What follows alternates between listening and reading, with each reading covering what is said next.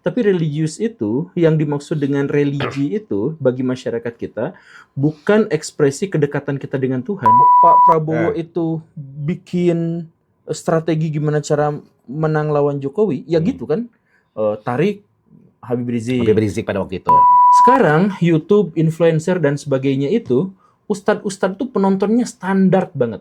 Sekarang tuh orang tuh mengarahnya ke duniawi, duit. Gimana caranya punya McLaren di umur 26 tahun. Aman ya, hari ini gua akan belajar bersama seorang yang sebenarnya dari dulu udah sering ketemu tapi nggak pernah ngobrol panjang. Iya, bener. Saya juga suka komen di kanal Akang dulu tuh. Iya, MLI kita sering ketemu. Iya. Tapi nggak pernah ngobrol panjang lah. Enggak. Beda level. Beda level. Emang saya di bawah. Saya nggak ngomong gitu. Tapi di hatinya gitu kan? Enggak. Maksudnya kan pemilik MLI-nya kan saya yang diundang di MLI gitu. Pemilik acara. Pemilik acara. Sehat, Pak Guru Gebul? Sehat. Tapi kalau tadi nanya aman ya, di sini nggak aman. Kenapa? Di sini nggak aman. Konten saya tuh sering nggak aman. Iya, karena saya lihat sering terjadi perdebatan. Iya, terjadi perdebatan, kerusuhan, kekisruhan, ancaman, caci maki. Itu ke Guru Gembul tuh? Iya, yang dihujatnya saya. Aduh. Padahal saya nggak pernah ngehujat orang, cuma nyindirin doang. Tapi kalau digituin emang responnya apa kalau dari Guru Gembul? Iya, ngelus dada lah. Ngelus dada ya. Sambil nangis-nangis di pojokan. Kepikiran atuh kalau itu. Iya. Ya apa boleh buat. Kita kalau saya sih berpikir bahwa apa yang saya lakukan itu mencoba untuk mengajak orang berpikir lebih baik, berpikir lebih kritis, lebih skeptis, terbuka. Nah, yang tertutupnya itu sulit gitu. Jadi ibarat narik orang yang seumur hidupnya di dalam gua, pas dia ditarik keluar tuh dia silau, gak kuat, dia malah marah-marah sama yang narik keluarnya. Oh, bagus banget lagi performa dia. Ya. Keren banget ya. Keren banget. Padahal baru ngarang barusan. Ya, jadi karena silau dia marah-marah yang ngasih lampu, yang narik dia keluar. Iya, gitu. Padahal di dalam dia nggak bisa lihat apa-apa. Iya. Tapi ya itu masalahnya. Apalagi kalau misalkan pas lagi baru ditarik keluar kelihatan Akang gitu kan. Aduh, masuk lagi. Gitu. Mending di dalam. Tapi hari ini aku pengen banyak belajar tentang ini sebenarnya banyak terjadi di dunia politik Indonesia gitu. Bahwa banyak banget orang yang jualan dalil, simbol agama dan untuk menarik perhatian di dunia politik. Nah, itu menurutku ya, itu kan hal yang itulah yang namanya penistaan agama itu menurutku itu gitu loh. Iya, saya setuju. Bener ya? Benar. Nah, maksudnya kenapa kok bisa sampai agama ini, sejak kapan dan kenapa agama ini menjadi barang yang sangat gampang gitu untuk enggak. Jadi gini kan. Atau gimana? Jadi gini, Batagor. Wes. Jadi sebenarnya kan kalau kita buka analisis media misalkan, pernyataan itu sebenarnya harusnya disampaikan 10 tahun yang lalu. Sebab kalau sekarang tuh lagi tren turun, Kang. Lagi tren turun.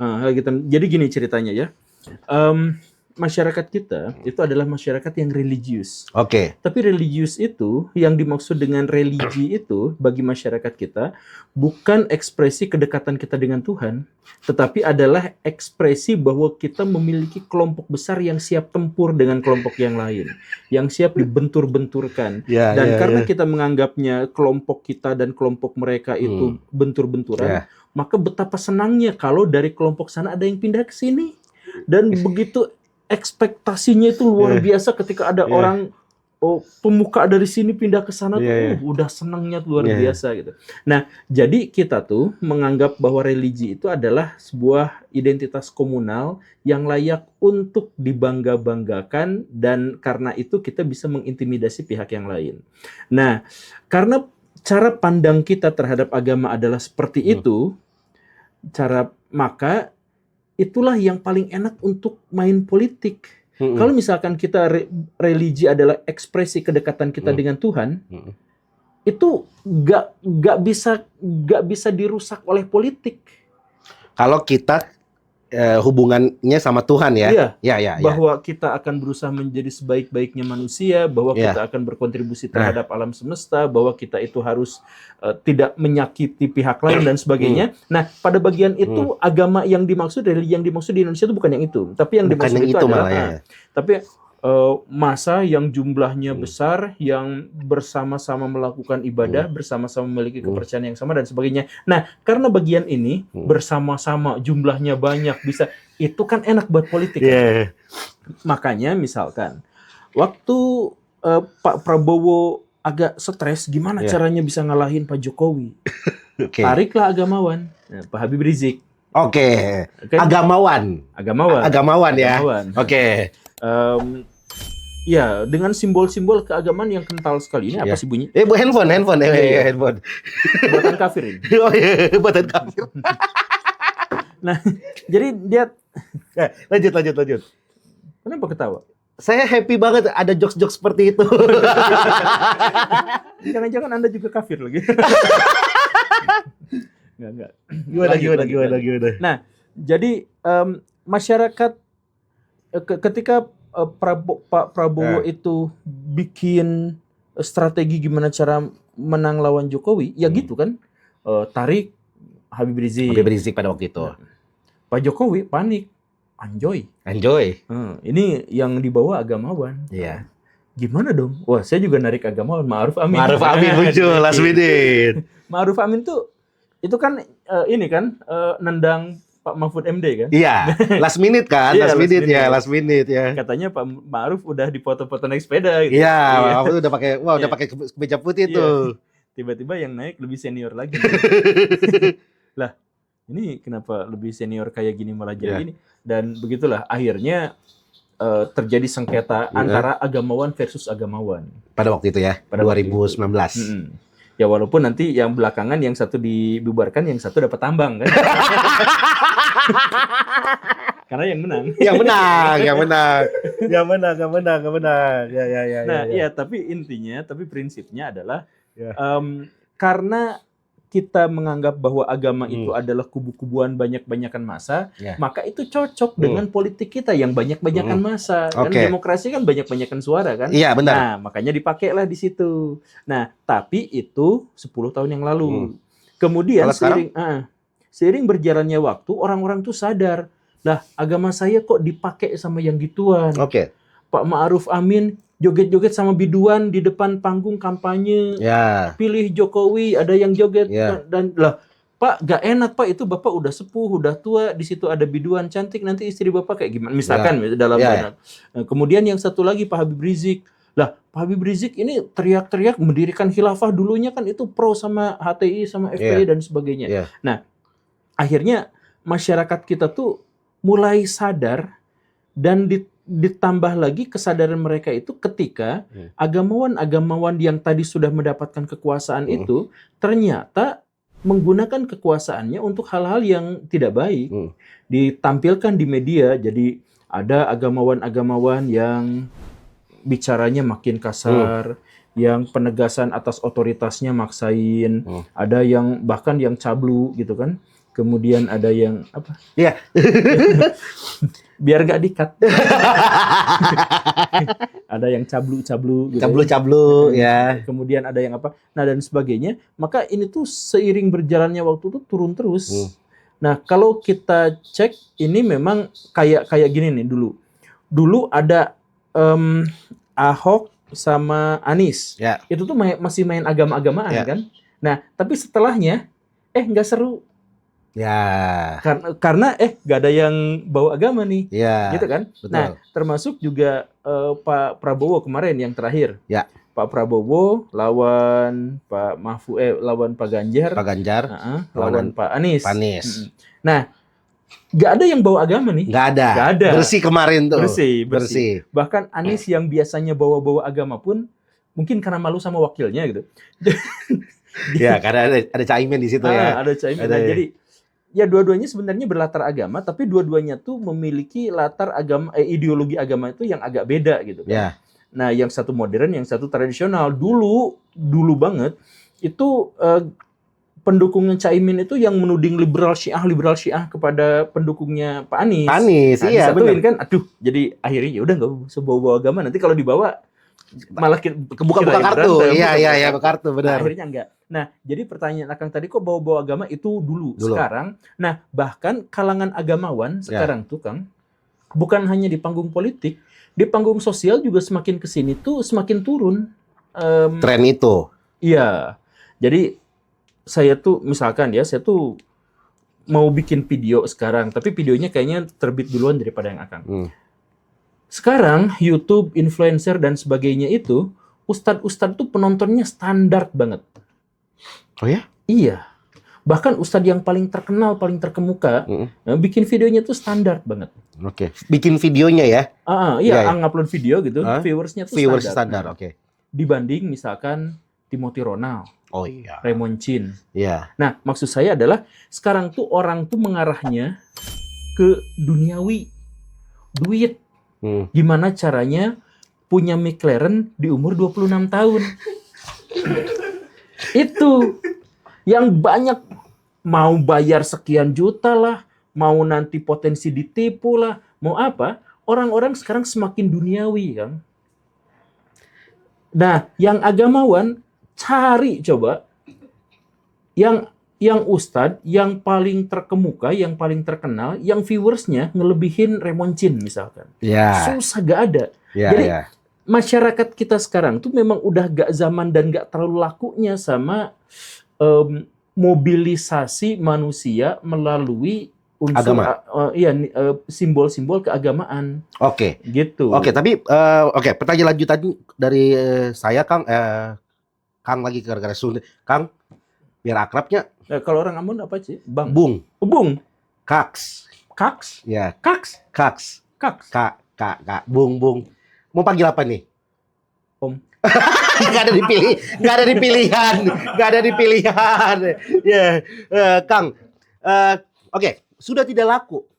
Tapi masih banyak orang-orang yang melabelkan dirinya beragama, pemuka agama untuk menjadi proteksi, nggak dikritik. Iya, jadi gini, mereka tuh justru karena mereka muncullah maka tren keagamaan kita tuh surut. Karena mereka muncul. Iya, karena mereka muncul. Iya. Jadi Akang sumuran dengan saya nggak sih? Waktu kita kecil tuh, agamawan ulama paling terkemuka di Indonesia misalkan Jainuddin MZ. Betul. Kerasa masih sumuran kita. Jainuddin MZ itu kadang kritik pemerintah, kadang pro pemerintah, tapi dia sedikit sekali hatersnya. Betul ya? Betul. Terus Jainuddin MZ rada lungsur, yang naik tuh Agim. Nah, Agim juga hampir gak punya hatersnya. Betul. Nah, tapi setelah Agim lengser, ulamanya banyak-banyak, dan setiap ulama itu punya haters. Oh ya? Iya. Almarhum Jeffrey Al-Bukhari? Punya haters. Punya haters juga ya? Punya haters banyak banget. Pas beliau meninggal itu simpati kembali gitu. Cuman pas itu tuh ininya. Iya sih. Bukan hanya di dunia Islam, di dunia Kristen juga kayak gitu. Iya. Di dunia Kristen juga yang jadi agamawan kelihatan yang sering nampang kesana makin banyak, tapi satu sama lain di antara mereka tuh punya polarisasi gitu, punya geng gitu, yang mereka tuh bersaing satu sama lain. Emang kalau di Kristen lebih gampang buat geng sih, Kang. Iya. Perpuluhannya gede. Udah minoritas gampang pecah kan. Tapi menarik tadi Zainuddin MZ. Bisa dibilang merupakan ulama. Ya, sekarang saya juga merasakan yang dicintai tidak hanya umat Muslim. Umat Kristen, saya semua umat di Indonesia ini itu tuh mencintai beliau gitu. Karena khotbah-khotbahnya damai, walaupun pro maupun tadi yang benar tadi itu, tapi kita tidak bisa membencinya gitu loh. Iya, jadi kita cari celah. Itu kan dia juga nggak pernah bakar tuh gereja tuh. Kayak gitu kan. Saya kaget. Nah, kalau sekarang kan ada yang gitu kan, ada. Nah, tapi berarti pertanyaannya pergeserannya kenapa pada waktu itu? Pergeseran tiba-tiba dari Zainuddin MZ, Agim yang tidak punya haters tadi, muncullah ulama-ulama, tokoh-tokoh yang mengaku ulama mungkin malah jadi masalah terbesarnya itu dulu tuh Orde Baru.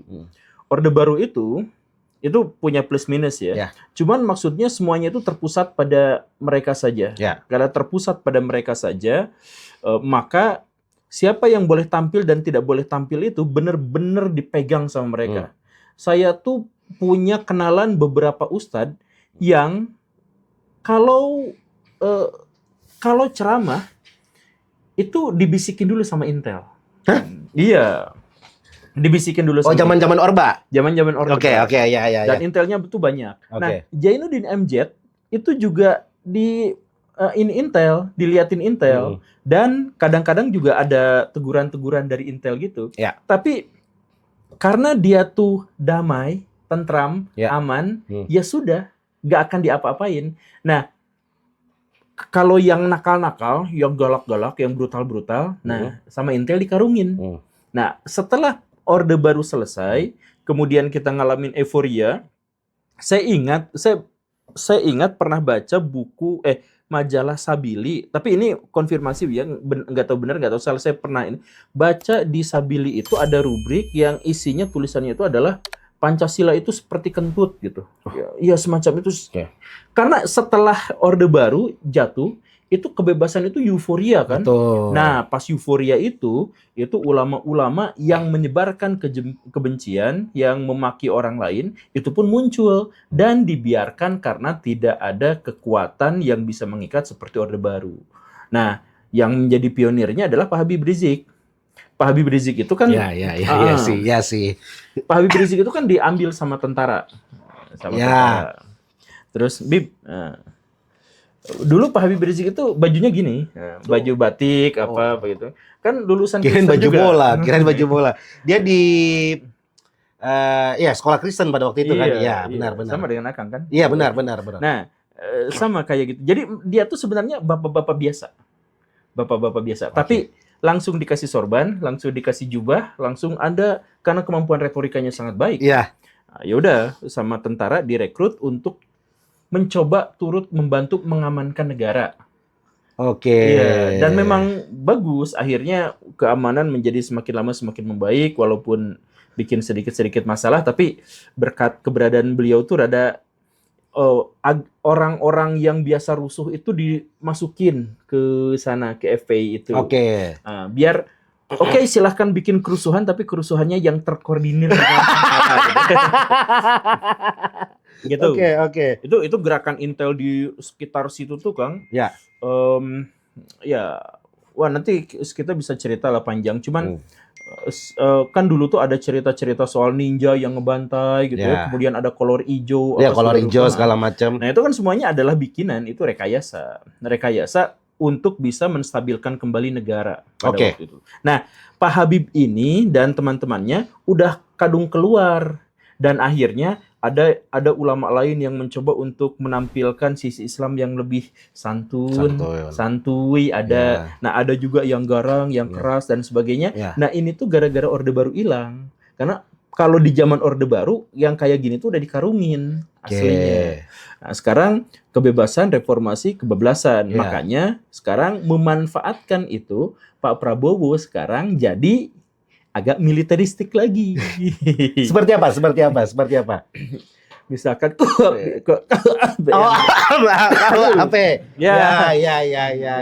tidak boleh menghina presiden. Tidak boleh. Boleh mengkritik presiden, boleh mengkritik dengan tujuan membangun di KUHP kan. Dan kan presiden juga yang kalau mau melapor kan harus presidennya langsung kan, nggak boleh simpatisan atau buzzernya kan. Saya sebenarnya setuju dengan aturan bahwa kita tuh tidak boleh menghina presiden. Saya tuh setuju banget. Oke. Karena menghina orang lain aja nggak boleh kan. Betul. Apalagi presiden. Yang jadi masalah itu adalah gimana kalau presiden menghina presiden. Misalkan presiden melakukan hal yang konyol di muka umum, dipublikasikan.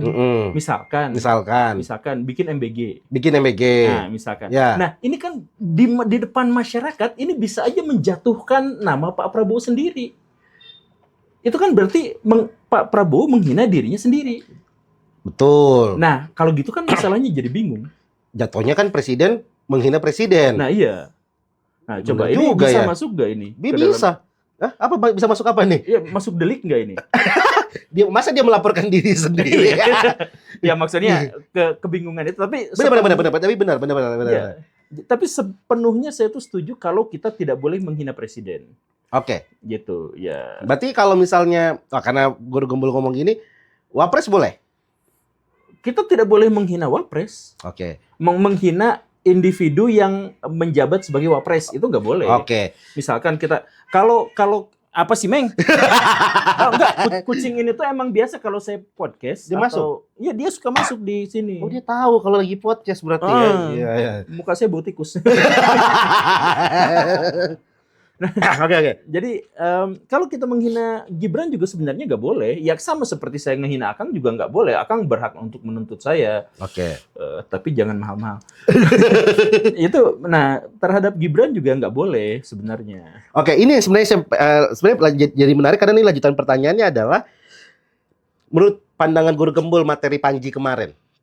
Apa? Yang Mas Gibran ngantuk. Itu dulu satu. Sama yang kedua masalah Panji mau dilaporin sama Habib Rizik karena menghina, katanya menista agama nih. Oh iya. Nah itu yang membingungkan itu. Tapi kita coba yang pertama dulu. Boleh, kita coba pertama dulu. Yang pertama tuh Gibran ngantuk ya, gitu. Ngantuk ya. Ya. Itu menghina nggak sih? Kalau saya dulu. Kan konteksnya Panji di video itu adalah orang Indonesia memilih pemimpin kadang-kadang berdasarkan fisik. Mas Anies ganteng ya, manis ya, Pak Ganjar manis ya, Pak Prabowo gemoy ya, Mas Gibran ngantuk ya. Iya. Nah, terus dia act outin, dipraktekin. Nah, iya. Itu katanya menghina. Lebih menghina ke Prabowo sebagai gemoy sih. Iya kan? Kalau misalkan ngantuk tuh kata kerja, muka lu kayak lagi suntuk lu sehat kan, nggak ngehina kan? nggak ngehina kan? Betul. Nah, ya, kalau misalkan kalau gemoy itu udah body shaming kan? Betul. Jadi yang harusnya marah itu adalah Pak Prabowo, dikatain gemoy. Mungkin kenapa orang tidak masuk ke gemoynya karena gemoynya sendiri dipakai oleh Pak Prabowo di pemilu. Nah itu pertanyaan saya yang awal. Ya. Gimana seandainya presiden menghina presiden? Iya. Kan itu konteksnya tuh di situ. Jadi Iya, saya juga bingung itu. Ya karena bagi saya Kang, masalah bully itu ketika nilai seseorang manusia value-nya turun. Iya. Iya kan? Iya. Kayak manusia dikatain binatang segala macam itu udah bully itu. Nah, ketika ngantuk kan kata kerja. Kata siapa kalau manusia dikatakan seperti hewan itu jadi turun? Oh ya. Nah, Pak Prabowo sendiri bilang macan Asia. Dia macan. Iya, kesana. Benar. Iya. Benar. Nah, kalau kan ngantuk kan kata kerja ya. Iya. Kenapa harus? Iya, yang sebenarnya jadi Kang gini. Kenapa ini jadi prahara? Apakah ini beneran bentuk reaksi fans atau mobilisasi? Kasus lapor dan melaporkan itu sebenarnya bukan perkara delik, tapi perkara akumulasi kebencian. Ya. Gitu. Jadi, kalau ada sekelompok pihak yang menistakan pihak lain, tapi yang menistakan ini adalah orang yang banyak fansnya, maka dia tidak akan didelikkan, tidak akan dituntut, tidak akan dikejar-kejar sama jaksa, tidak. Tapi kalau ada orang yang tidak melakukan apapun, tapi dia sejak awal sudah dibenci, maka dia bisa aja dituding dengan berbagai cara. Nah, itu psikologi manusia sederhana lah ya. Betul. Jadi misal, ini dari kalangan agamawan ya. Ada di kalangan agamawan tuh yang menghina agamanya sendiri. Misalkan, tolong pesantren saya sudah hancur, lihat itu Al-Qur'annya udah jelek sekali. Pak, kalau ada pendeta minta duit ke jemaah tuh mungkin kan? Tapi mereka minta jemaahnya tuh gini. Nih, lihat gerejanya bagus, saya bikin sekolahnya bagus. Coba, ada nggak yang mau nyumbang? Ini lihat murid-muridnya keren-keren, gitu kan? Nah, kalau yang ini, di sebelah ini, Bapak mau nyumbang, Pak? Ini Al-Qur'annya sudah robek-robek, Pak. Kebanjiran, maikannya cuma pakai Royco doang. Pakai Royco ya? Iya. Itu menistakan, itu kan benar-benar jadi dinistakan kan? Nah, nggak ada yang nuntut. Padahal jelas itu merendahkan manusia. Merendahkan lembaga pendidikannya sendiri. itu kan jelas merendahkan. Kalau saya punya lembaga pendidikan, bagus nih, kalaupun masih jelek ya, nih ini bangunannya masih kayak gini sih, tapi lihat murid-muridnya. Benar. Di otak saya kan? itu, di otak saya ya. Nah, karena apa? Demi minta disumbang, Ya. Tunjukkan bahwa ini layak disumbang. Nah ini demi dia dapat duit, dia ngerendahin lembaga agamanya sendiri. Oke. Nah, tapi nggak ada yang ngelaporin. Sedangkan kalau yang makan babi pakai bismillah, nah ini kan beda cerita. Ini dia nyeplos saja, nggak ada mensreanya, nggak ada menstruasinya juga, nggak ada apa-apanya, biasa-biasa aja semuanya, tapi bisa langsung kena tuntutan. Nah, jadi sekali lagi memang di sini tuh jangan sampai kita tuh kejebak sama kebencian komunal, sebab kalau misalkan kita udah dibenci, kita melakukan hal yang benar aja bisa disomasi. Oke. Tapi kita membela yang baik gitu. Misalkan kita berusaha untuk itu, kalau misalkan menghasilkan kebencian, itu juga bisa diserang secara hukum. Nah, ini yang membingungkan dari hukum kita tuh. Makanya hukum di Indonesia tuh sebagian diantaranya diduga dibuat sengaja berkaret-karet, pasal karet gitu, ya agar bisa dimanfaatkan untuk itu. Itu. Berarti kan ini ada hubungan dengan yang kedua tadi yang Guru Gembul bilang kan, yang kedua tadi Panji dilaporkan oleh Habib Rizik. Nah iya, Panji dilaporkan sama Habib Rizik. Kenapa? Sedangkan kota haji nggak ada yang demo. Iya. Iya kan? Iya. Iya.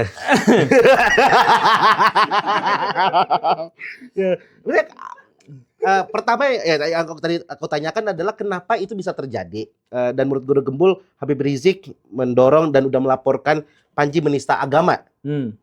Jadi menurut Guru Gembul itu menista nggak kalau Panji tadi? Ya yang menistakan agama itu Habib Rizik. Jelas itu ya. Coba sekarang apologet Kristen makin banyak, makin nyerangin Muslim misalkan, ya itu kan gara-gara fenomena Habib Rizik yang melakukan serangan frontal di ini. Jadi sebenarnya ya yang membuat nista itu adalah Pak Habib Rizik sebenarnya. Tapi itu no smoking lah, kita bahas lain lah. No smoking. No smoking kan nggak boleh ngerokok. Itu tahun 2020. Oh, baru. Sekarang 2026. 2026 bisa berubah itu ya. Update dong. Update ya, saya yang salah Bang. Guru tuh nggak bisa salah. Ya benar. Nah, jadi kalau Pak Habib Rizik itu ceritanya tuh gini. Pak Habib Rizik itu pengikutnya tuh habis. Ya. Udah sangat sedikit sekali pengaruhnya. Udah nggak dibutuhkan lagi juga, ditinggal juga sama pendukungnya yang jumlahnya dulu sangat banyak itu. Ya. Beliau dulu bisa ngumpulin katanya sampai jutaan orang, tapi kemarin 1000 aja enggak gitu kan. Ya semakin lama semakin nyusut lah itu, kecuali kelompok. Nah makanya Pak Habib Rizik itu sekarang berusaha untuk mengubah citra dirinya. Oke. Jadi misalkan dia tiba-tiba jadi pro Gus Dur. Nah, dia ngomong, tapi saya juga setuju sama Gus Dur. Nah, misalkan gitu. Kemudian beliau juga sekarang itu sering marah ke oknum Habib yang lain, misalkan gitu ya. Nah, termasuk pas kemarin itu langsung ada pro terhadap Prabowo, gitu, dan lain sebagainya. Jadi karena posisinya beliau itu sudah di bawah banget gitu, dan sebelumnya itu mengalami euforia karena tinggi banget. Jadi dari tinggi langsung ngik gitu. Saya pikir Pak Habib Rizik sekarang itu berusaha untuk mencari perlindungan dan dukungan dari ini. Nah, dari siapa? Dari Pak Prabowo Subianto, karena dulunya memang punya ikatan historis, punya ikatan gitu ya, karena pernah saling memanfaatkan. Ya, oke. Saling memanfaatkan demi kebaikan masyarakat. Ya, kebaikan masyarakat. Ya, kebaikan masyarakat. Walaupun orang memilih Jokowi pada waktu itu ya. Iya, tapi kan beda tipis.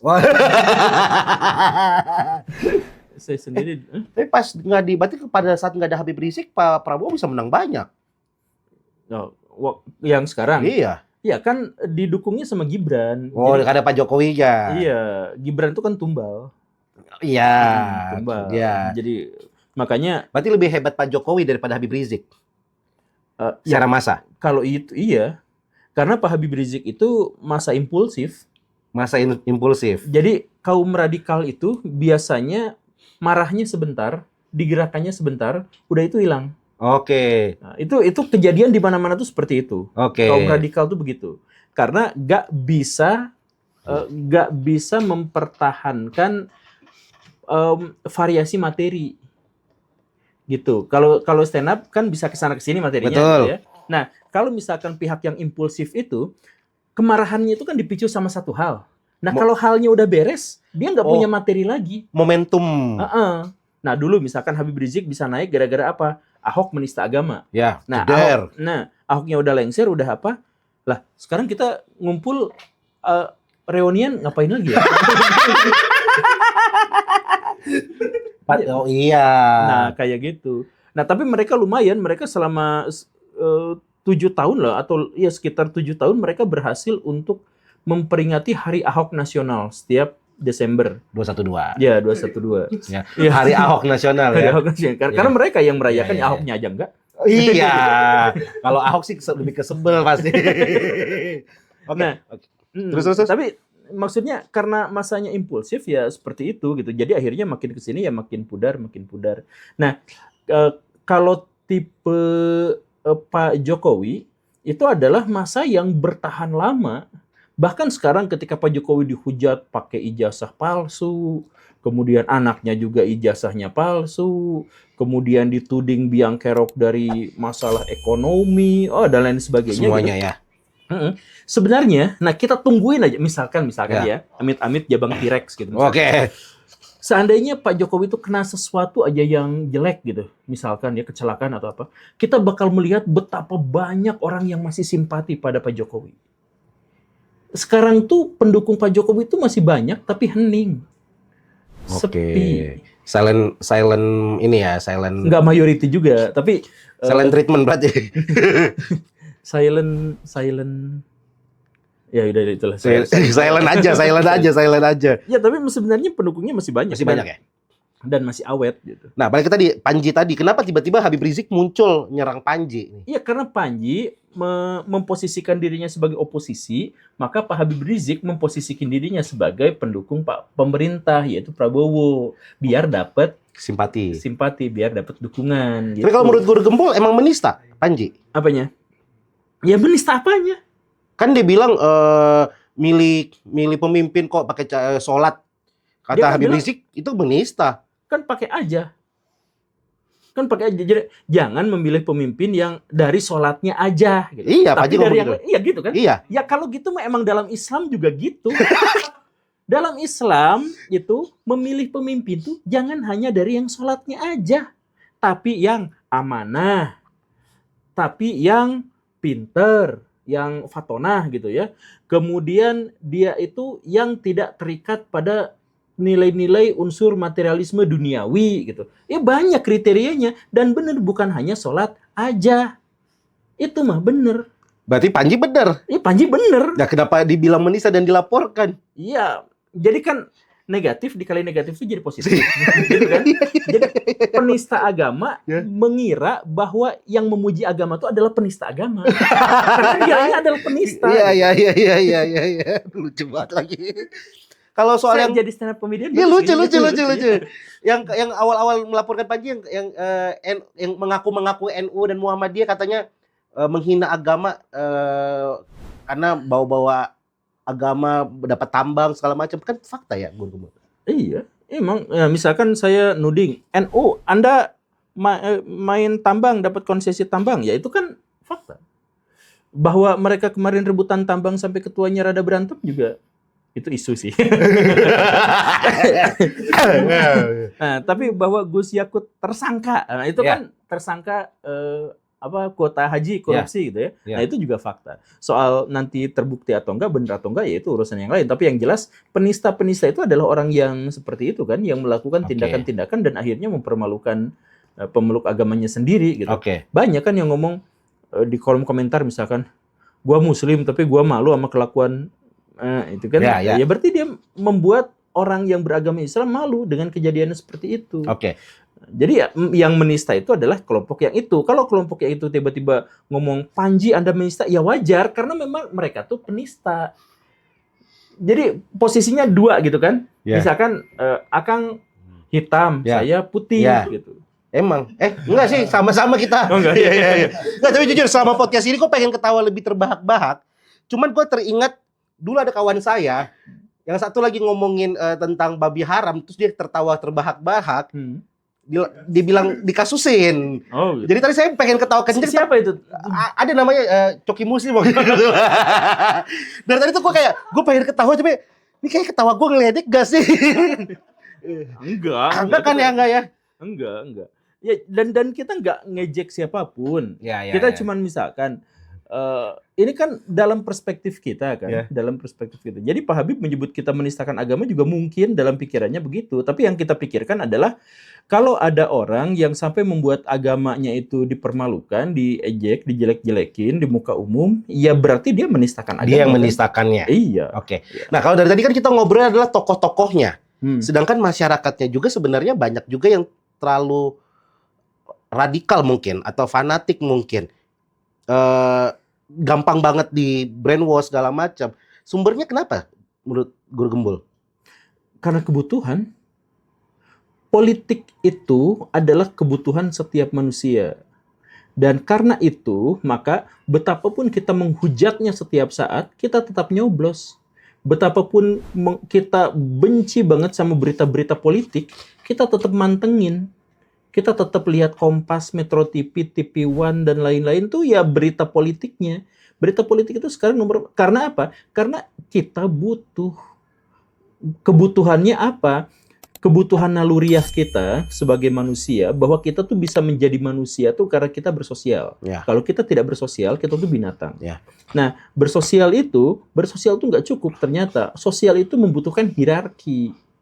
Kalau nggak ada hierarki, ya kacau. Nah, hierarki itu ditentukannya sama politik. Jadi, betapapun kita nggak suka, misalkan kita benci banget sama Pak Prabowo Subianto, tapi bahwa harga beras kita tuh ditentukannya sama dia, ya kita nonton gitu. Benar. Nah, jadi bukan soal brainwash, tapi soal politik itu kayak judol. Kita tuh dipaksa untuk terus-terusan tertarik, gampang brainwash, gampang nyoblos lagi, karena memang kita butuh apa, politisi itu akan datang. Kami pro rakyat, kami akan benerin jalan dari situ ke situ. Kami akan bikin pelabuhan dari situ ke situ. Kami akan bikin panti asuhan gratis. Kami akan bikin yang kayak gitu kan. Nah, ya itu kan yang kita butuhkan gitu. Nah, jadi ini bukan soal kok kita mudah gampang di brainwash gitu. Soal politik itu bahkan Donald Trump tetap ada pemilihnya. Yang bentuknya kayak gitu tuh masih dipilih. Kayak gitu tuh. Iya. Iya kan? Itu kan kalau dari politik, kalau dari pengikut-pengikut agama nih ya. Ini aku nggak ngomongin satu agama Islam doang. Di Kristen kan menurutku juga banyak orang-orang yang gampang fanatik. Nah, iya, saya kenal. Oh, iya. Nah, maksudnya kadang-kadang ada misalnya isu nih, seseorang yang pemuka agama diserang. Ada isu. Terus banyak banget yang bela, yang kayak, wah, masa pemuka agama diserang? Dia tuh wakil Tuhan. Nggak boleh.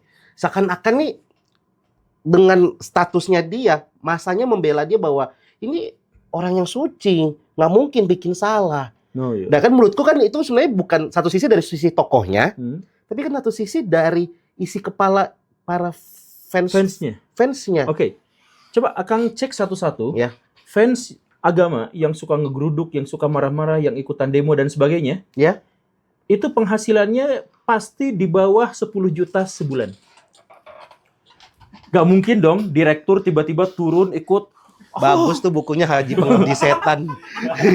Gitu kan? Iya. Bagus bukunya Haji Pengabdi Setan. Takut gue. Ya ada CEO. Weh, demo gue ikutan lah, terus tidak. Enggak ada yang seperti itu. Iya benar. Tapi saya setuju. Karena di video saya yang soal Panji ya, di video saya soal Panji, orang yang baper sama show-nya materinya Panji adalah orang yang nggak mampu beli tiketnya Panji. Iya. Nah, dan itu ada penjelasan ilmiahnya. Jadi kita Oke. Penjelasan ilmiahnya apa korelasi antara pendapatan banyak dengan kemampuan berpikir atau tingkah laku yang fanatik? Oke, gini Kang. Zebra tuh warnanya relatif sama semuanya. Ya. Karena dia herbivora, karena dia yang dikejar-kejar, Oke. karena dia yang lemah dibanding macan, dibanding singa, gitu kan. Nah, makanya mereka kemana-mana akan berkelompok, kemana-mana akan berkumpul. Begitu kan? Ya. Karena mereka lemah, karena mereka ketakutan. Ya. Nah, sedangkan singa bisa berani berjalan sendirian atau hanya dalam kelompok yang kecil. Ya. Harimau berjalan sendirian dengan kelompok atau bahkan tanpa kelompok, sendirian saja. Ya. Nah, semakin tinggi jabatan pangkat kita, semakin kita aman secara duniawi, maka kita semakin tidak peduli pada komunitas besar yang mungkin akan membela kita, yang memiliki identitas komunal yang sama. Gitu. Jadi misal ya, Timothy Ronald kaya banget kan dia, kaya banget. Terus dihujat. Gua nggak peduli lu ngehujat gua kayak gimana, bla gua bisa cari makan sendiri, bla bla bla gitu. Tapi bandingkan kalau ada orang yang penghasilannya 10.000 kemudian dihujat, dia akan cari perlindungan sama orang-orang. Kan gitu. Nah, jadi sebenarnya semakin lemah kita, semakin membutuhkan komunitas besar. Nah, makanya dia akan bertahan di situ. Ada geng motor. Kenapa bikin geng? Karena dia dimusuhin sama masyarakat. Makanya bikin geng. Kenapa ada kelompok yang begitu setia, ada ini, ayo kita serang, ayo kita karena mereka lemah. Mereka dikalahkan oleh dunia. Mereka dihancurkan oleh waktu. Anak-anak mereka menangis. Istri-istri mereka tuh cerewet, bawel, mana uang hari ini buat beli susu dan sebagainya. Nah, jadi kalau kita miskin, kita tuh butuh banget teman. Kalau kita kaya, kita bersembunyi dari teman. Iya kan? Iya, benar. Iya. Jadi ada bos yang 9 naga itu nggak pernah kelihatan di TV, nggak pernah kelihatan di YouTube. Iya benar sih. Mereka pindah dari satu gedung ke gedung yang lain aja pakai helikopter, saking nggak mau ketahuan orang. Nggak ada yang tahu. Terlalu kaya. Iya. Jadi kalau misalkan di sini ada orang kaya yang masih petantang-petenteng, pamer cincin, pamer dan sebagainya gitu, nggak terlalu kaya sebenarnya. Belum terlalu kaya. Jadi itu penjelasan ilmiahnya kenapa orang tuh gampang radikal ya karena tadi itu. Iya, ya kalau misalkan mereka udah sangat kaya, mereka nggak akan radikal. Menarik. Nah, 2029 menurut Guru Gembul, isu agama ini sudah tidak akan menjadi makanan yang seksi kah? Tidak. Orang akan lebih memilih seperti apa 2029? Jadi gini nih, coba kita lihat ya. Reformasi itu kemudian kita yang jadi presiden pertama itu adalah Habibie. Tapi Habibie bukan dipilih secara ini kan. Jadi yang terpilih itu sebenarnya adalah Gus Dur. Kayak Gus Dur. Kenapa Gus Dur yang terpilih? Karena dia adalah oposisi dari Orde Baru. Oke? Nah, dia terpilih Gus Dur. Tapi Gus Dur tuh gak bisa bertahan lama. Akhirnya digantikan sama Ibu Megawati. Dia bisa bertahan sampai akhir. Kenapa? Karena dia tuh gak ngapa-ngapain. Dia menyerahkan seluruh kekuasaannya itu kepada orang-orang di sekitarnya yang memang pinter-pinter. Dan dia diposisikan di situ itu untuk bisa meredam semua potensi konflik. Jadi Ibu Megawati itu parasut. Keren banget. Nah, tapi kemudian setelah itu pemilu berikutnya. Nah, pemilu berikutnya yang terpilih SBY. Kenapa? Sebelumnya chaos. Sebelumnya kacau. Mata uang kita nggak baik-baik aja dan sebagainya. Maka yang terpilih itu adalah orang yang secara simbolik bisa menyelesaikan masalah keamanan. Pak SBY tentara. Militer. Kemudian Pak SBY itu adalah orang yang tidak bikin ribut. Beliau tuh ngomongnya santun. Irit. Dan terarah. Ngomongnya tuh gini, set. Iya lagi, benar. Nah, gitu kan. Hasil latihan lama. Nah, jadi kenapa SBY terpilih? Adalah karena latar sejarah sebelumnya membutuhkan keamanan, jaminan keamanan, membutuhkan stabilitas. Pak SBY stabil banget kan? Stabil. Terus membutuhkan yang tidak kontroversial kata-katanya. Udah itu SBY banget. Nah, udah SBY gitu ya. Nah, tapi masalah dari SBY itu apa? Kesenjangan ekonominya makin meningkat. Karena pertumbuhan ekonomi di era SBY itu, orang punya motor 2 kali lipat lebih banyak daripada tahun sebelumnya, itu zaman SBY, kebangkitan ekonomi. Ya. Tapi kesenjangan makin meningkat. Oke. Pas kesenjangan makin meningkat, yang dipilih berikutnya siapa? Orang yang merakyat. Oke, menarik. Muncullah orang yang berani masuk ke gorong-gorong. Ya. Gitu kan? Yaitu Pak Jokowi. Ya. Pak Jokowi itu sangat merakyat. Nah, terus terjadi paruh pertama pemerintahan Pak Jokowi itu adem ayem. Paruh keduanya Pedip berantem sama Gerindra gitu ya. Kemudian Pedip ya. Nah, kemudian pembentukan dinasti baru. Ya. Kacau luar biasa. Maka yang dibutuhkan adalah militer lagi. Yang terpilih itu adalah yang militer lagi. Yang diharapkan bisa menjaga stabilitas negara menjadi lebih baik. Dan seterusnya. Nah, makanya nanti tahun 2029 kita lihat kalau Pak Prabowo itu bisa menjaga stabilitas dan seterusnya dan itu baik-baik saja gitu ya. Maka dia bisa kepilih lagi atau yang kepilihnya itu adalah yang fokusnya itu adalah pada pertumbuhan ekonomi. Kan sekarang lagi jeblok, utang lagi banyak apalagi. Nah, mungkin yang akan terpilih itu adalah ekonom. Iya, ekonom. Atau wakilnya atau wakilnya Pak Prabowo adalah seorang ekonom. Gibran. Oh, atau ya itu bisa. 2029 nanti yang dipilih adalah ekonom. Ya bisa seperti itu, bisa. Karena yang sekarang yang dikejarnya itu adalah itu gitu, yang masyarakat butuhkan itu adalah itu. Nah, nanti apakah Pak Purbaya bisa itu lanjut? ya. Tapi kan Pak Purbaya juga rentan sebenarnya. Kenapa? Ya kayak kemarin misalkan ya. Kasihin duit 200 triliun ke masyarakat. Ya. Biar ngalir. Biar rodanya berputar. Likuiditas gitu. Tapi ternyata enggak segampang itu. Bukan, malah ditimbun lagi gitu. jadi ditimbun. Jadi dikasih ke bank, banknya timbun. Iya, karena ya susah juga kaki kita bersentuhan.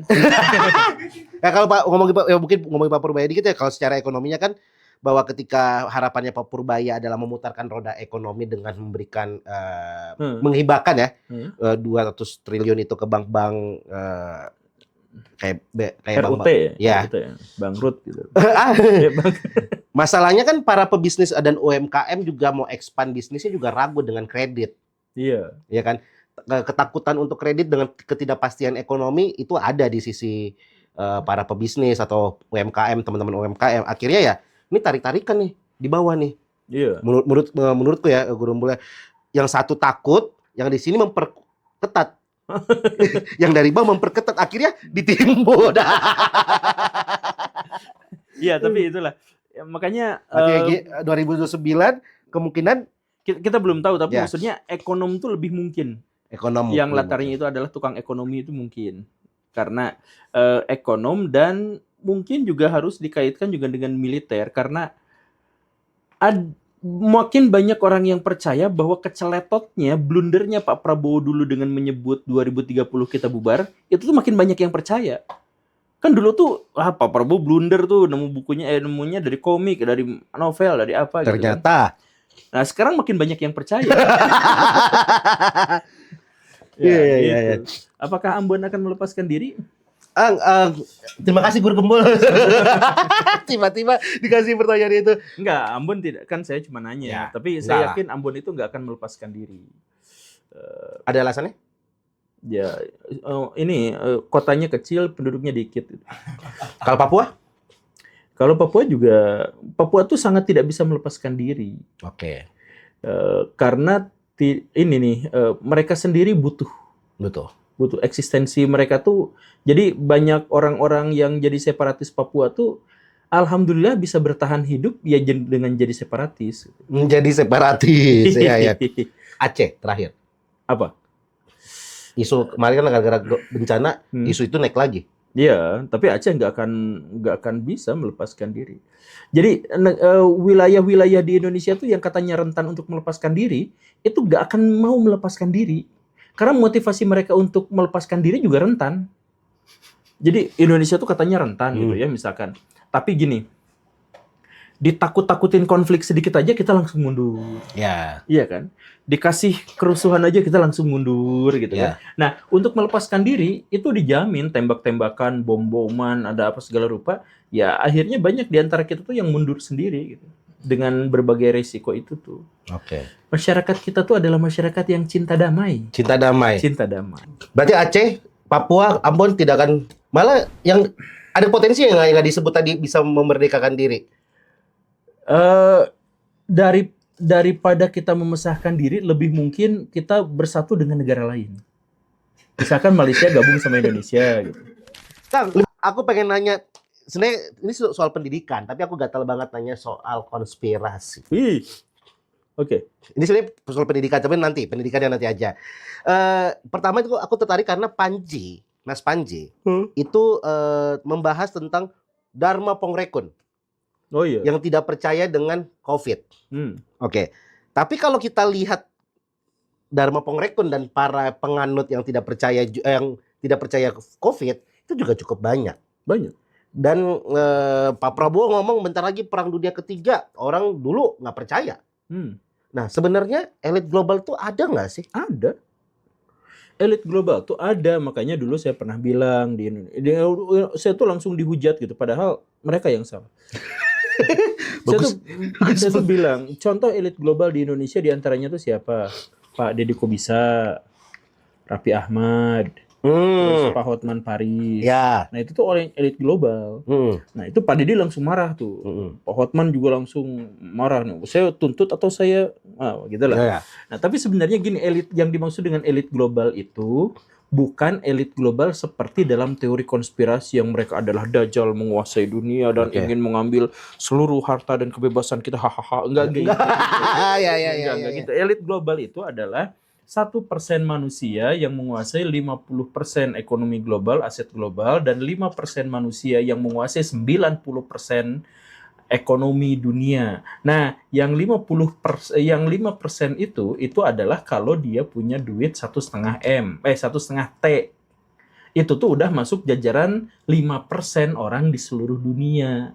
Nah, berhubung Pak Deddy, kemudian Pak Hotman, itu duitnya kurang lebih segitu, Pak Raffi Ahmad, itu kurang lebih duitnya 1 T ke atas itu, maka mereka tuh sebenarnya adalah jajaran 5% orang di seluruh dunia, sama dengan elit global. Nah, jadi elit di seluruh dunia punya duit banyak tuh mereka gitu. Ya cuma 5% itu. Cuma 5%? Iya, 5%. Itulah disebut elit global. Iya, nah cuman dalam teori konspirasi elit global itu diubah sedikit bahwa mereka lah pemerintah bayangan yang menguasai dunia dan sebagainya. Nih, pemerintah bayangan itu nyata, beneran ada.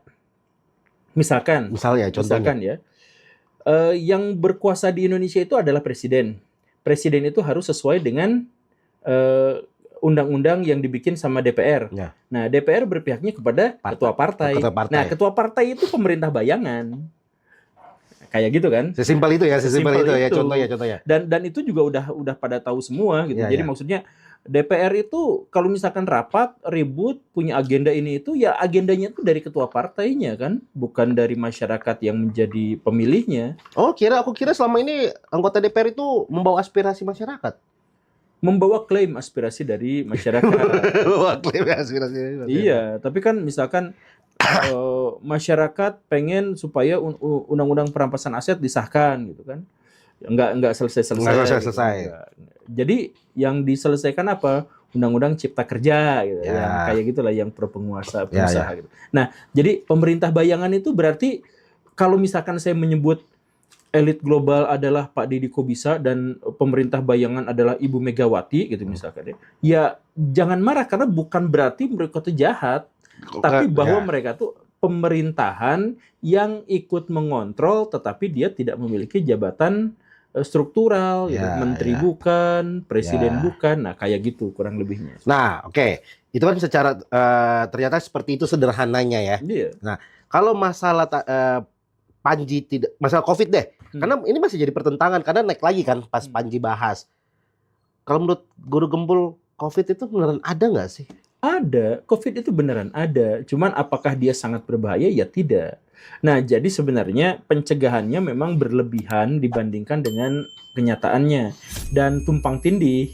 Di dalamnya banyak korupsinya, ya. Di dalamnya banyak pemanfaatan untuk yang nggak benar, ya. Dan sebagainya, ya itu juga benar. Tapi COVID-nya itu ada, ya ada. Nah, berarti kalau misalnya ada seorang kayak Dharma Pongrekun yang ngomong bahwa ini tuh adalah kita divaksin itu adalah permainan dunia segala macam, titik mana kita bisa percaya dan bisa mencerna ini secara rasional gitu? Kang, elit global menguasai dunia tuh bener, Kang. Oke. Dan mereka mengontrol pikiran kita tuh bener. Oke. Mereka memata-matai kita tuh bener. Jadi ngapain masukin chip ke dalam tubuh kita pakai vaksin? Coba misalkan gini, Kang. Ya, misal ya. Ya. HP Akang tuh rusak, jatuh, pluk gitu. Dalam otak Akang tuh, Akang sudah tahu merek mana yang mau dibeli si HP itu. Ya itu kan namanya dicuci otaknya kan. Iya gitu kan? Iya. Nah, jadi sebenarnya kita tuh emang udah kebentuk kayak gitu. Atau misalkan, Akang tuh kenal Prabowo nggak? Kenal. Tahu. Langsung ketemu. Oh enggak, belum. Tahu gimana dia waktu kebiasa di kamar mandi? Oh enggak pernah kan? Enggak pernah. Nah, enggak pernah. Tapi walaupun sebagian besar orang tidak tahu tentang Pak Prabowo, kita tuh dipaksa tahu. Nah, tapi dipaksa tahunya tuh pakai dua jalur. Oleh pihak yang membencinya disebut Pak Prabowo itu jeleknya luar biasa. Oleh pendukungnya Pak Prabowo itu digambarkan sebagai pahlawan superhero yang sangat luar biasa. Begitu kan? Ya. Nah, jadi sebenarnya Akang tuh untuk tahu Pak Prabowo itu adalah hasil rekayasa, hasil manipulasi. Kita gak punya kepentingan dan keuntungan kenal sama Pak Prabowo, tapi kita langsung dibanjiri informasi. Pak Prabowo adalah kucing as. Enggak, bukan. Prabowo bukan. Ini kucingnya Pak Prabowo. Iya. Iya. Pak Prabowo adalah gini. Ya. Kita tahu Pak Prabowo itu dari hatersnya dan atau dari pendukungnya. Iya, benar ya. Artinya apa? Pengetahuan kita tuh dimanipulasi, direkayasa, karena yang ngedukung dia hanya yang menampilkan yang bagus-bagusnya aja, yang ngejelek-jelekinnya dihilangin, begitupun sebaliknya. Nah, jadi di dunia modern kita tuh hidup dalam rekayasa. Di dunia modern itu kita tuh dipantau tiap hari biar nanti ada iklan yang masuk ke dalam laptop kita. Karena kan kebiasaan kita juga direkam kan? Iya. Kalau kita sadar bahwa kadang-kadang kita baru mikirin apa, itu muncul tuh di handphone. Padahal tuh dari kebiasaan kita. Iya.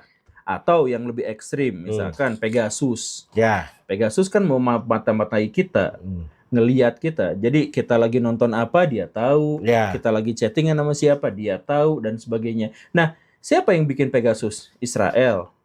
Katakanlah. Terus Israel katanya saya jual ke semua pemerintahan, tapi hanya jual pemerintahan untuk yang baik-baik saja. Tujuannya adalah untuk mencegah kejahatan dan aksi terorisme. Lah, artinya emang pemerintah kita memata-matai kita. Dan pemerintah kita dibikininnya sama siapa? Israel. Lah, artinya Israel bisa memata-matai kita? Ya iya. Amerika Serikat memata-matai kita? Ya iya. Nah, kalau misalkan si elit global itu sudah sampai seperti itu, ya ngapain juga dia butuh vaksin untuk ngontrol kita? Nah, coba Akang pakai Google Earth, Google Street. Akang coba, itu versi gratis tuh. Akang bisa lihat alamat rumah orang, bisa lihat teman Akang yang lagi di blur mukanya. Gitu kan? Betul. Itu Akang bisa lihat, itu versi gratis, Kang. Akang versi gratis memata-matai. Iya, maksudnya kita bisa lihat seluruh dunia. Iya. Gratis. Iya. Yang berbayar, yang eksklusif, yang dimiliki negara, aksesnya segimana? Coba bayangin. Menakutkan ya. Ya iyalah, yang versi gratisnya gitu. Nah, terus ya misalkan ya, Amerika Serikat sekarang punya nuklir. Rusia sekarang punya nuklir. Coba kalau Akang, Akang jadi presiden Amerika, kemudian tahu bahwa Rusia punya nuklir segitu gedenya. Kalau dia nembakin nuklir, itu pasti kena ke Amerika. Karena pasti pakai rudal balistik, pasti pakai hypersonic. Betul. Nggak bisa ditangkal sama Patriot. Betul. Nah, Gimana cara nangkalnya? Tempat peluncurannya harus diketahui biar bisa dicegat di situ. Betul. Itu yang paling mungkin. Nah, artinya apa? Amerika Serikat sampai sekarang berani ngelawan Rusia atau sebaliknya karena mereka pede nuklir mereka itu sudah sama-sama dipegang informasinya, memata-matai. Artinya apa? Mata-mata itu sudah ada di seluruh dunia dan mengontrol kita. Kan gitu. Makanya saya misalkan ada kejadian-kejadian yang sangat mistik, yang aneh di Indonesia gitu. Ada air, tiba-tiba airnya jadi jadi berkhasiat. Terus ada batunya dicelup-celup jadi sembuh. Itu rekayasa, Kang. Rekayasa kaum Intel itu semuanya tuh direkayasa. Nah, sejauh apa kehidupan kita ini direkayasa oleh mereka-mereka? Sejauh apa? Tadi kan contoh sederhana kan air bisa sembuh apa segala macam. Tapi kalau dalam kehidupan sehari-hari lebih luas, sejauh apa rekayasanya? Media? Ya, pasti. Sebenarnya tergantung pemerintahannya sih.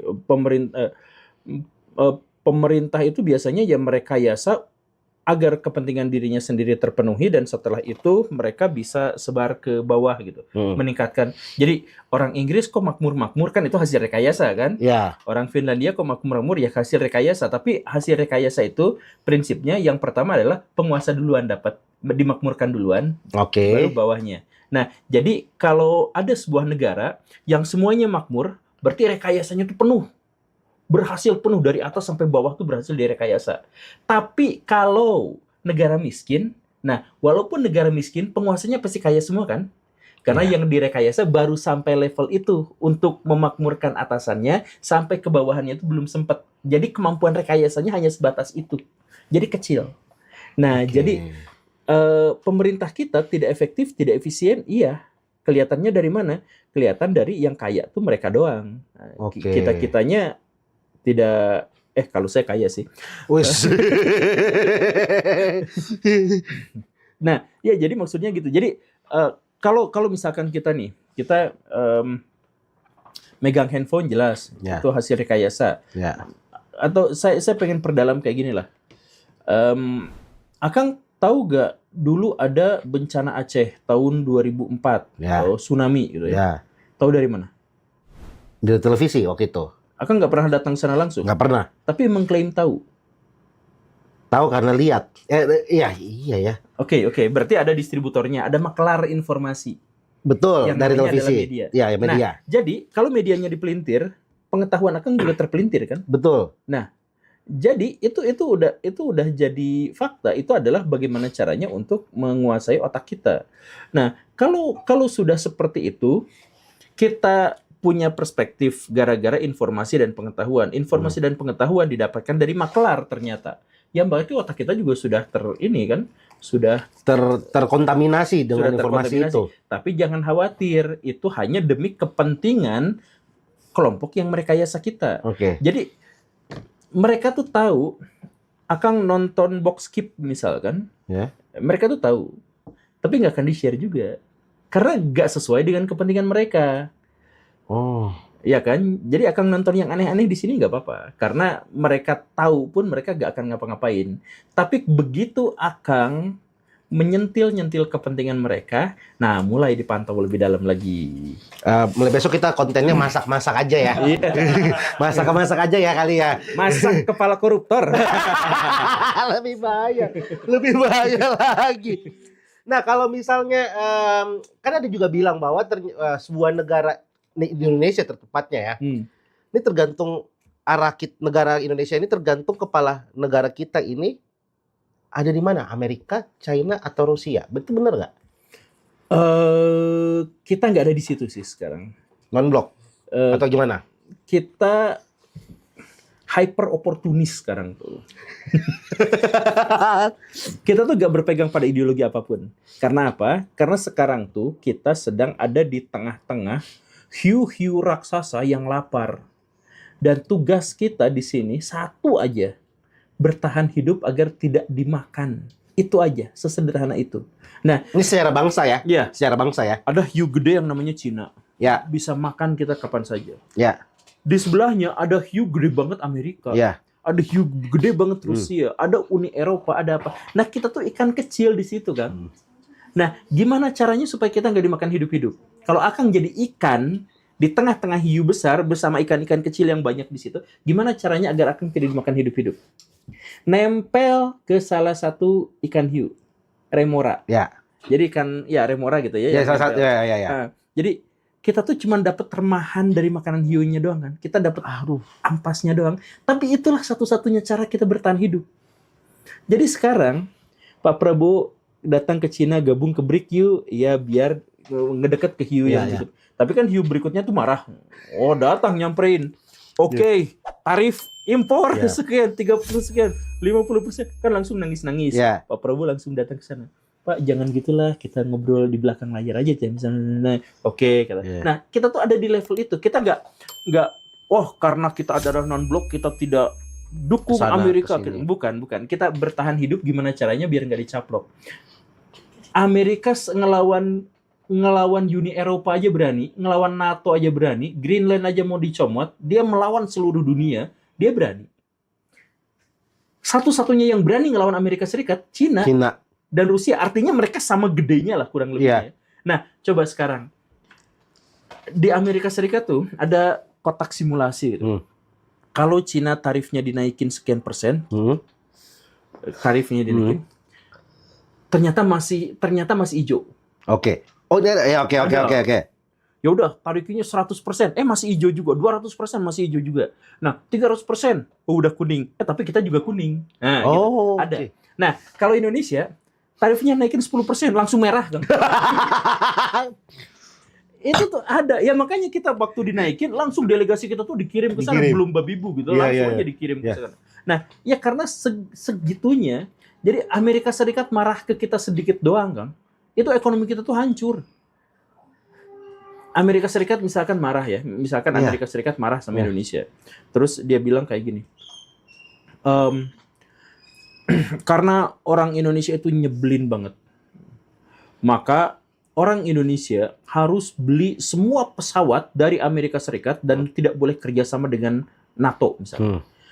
Amerika Serikat cuma ngancem gitu doang tuh, Indonesia langsung nggak ada pilihan lain kan? Nggak ada pilihan lain. Masih sesedih itu bangsa kita.